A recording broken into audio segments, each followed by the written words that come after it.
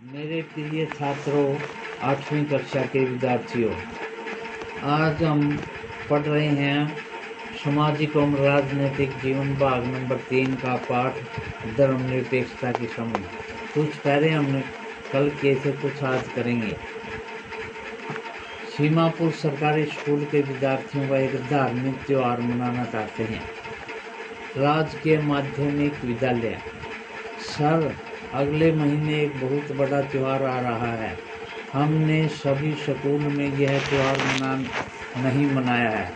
क्या इस साल मनाएंगे? नहीं रेखा, ऐसा नहीं हो सकता। हमारा स्कूल सरकारी स्कूल है। हम किसी भी धर्म को महत्व नहीं दे सकते। निजी स्कूलों चाहे जो करें, सरकारी स्कूल अपनी चार दीवारी के भीतर कोई धार्मिक उत्सव आयोजित नहीं करते। वैसे भी ज़्यादातर धार्मिक त्योहारों पर सरकारी छुट्टियां होती हैं। वैसे भी इसलिए हम इन त्योहारों को घर पर ही मना सकते हैं।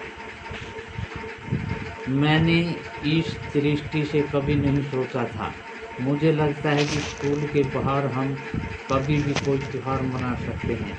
खैर, कोई बात नहीं, हम लोग अपने मोहल्ले में ही त्योहार को मनाएंगे।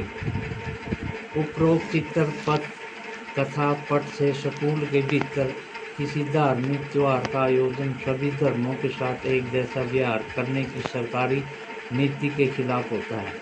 सरकारी स्कूल अपनी प्रातःकालीन प्रार्थनाओं या धार्मिक आयोजनों के जरिए किसी एक धर्म को बढ़ावा नहीं देते। यह नियम निजी स्कूलों पर लागू नहीं है। धार्मिक वर्षों को रोकने के लिए भारतीय धर्मनिरपेक्षता का दूसरा तरीका है हस्तक्षेप की नीति। इसका मतलब यह है सभी धर्मों की भावनाओं का सम्मान करने और धार्मिक क्रियाकलापों में दखल न देने के लिए राज्य कुछ खास धार्मिक समुदायों को छूट दे देता है।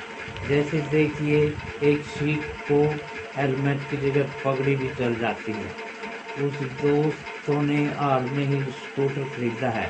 वे साथ साथ स्कूटर पर सैर करने के लिए तैयार हैं। अरे, तुम्हारे पास तो हेलमेट तो है ना। दिल्ली के सबको हेलमेट पहनना पड़ता है, यही कानून है। फिर तुमने हेलमेट क्यों नहीं पहना?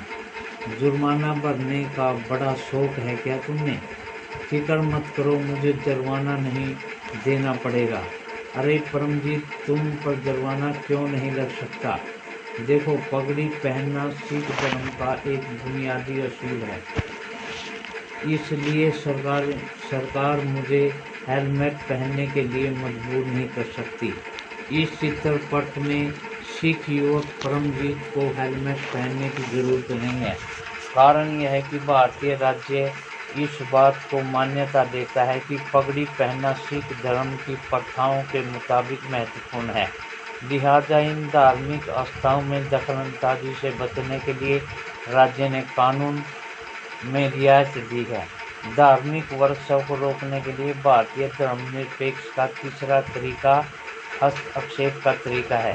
इस अध्याय के पीछे आप कुछ छुआछूत के बारे में पढ़ चुके हैं।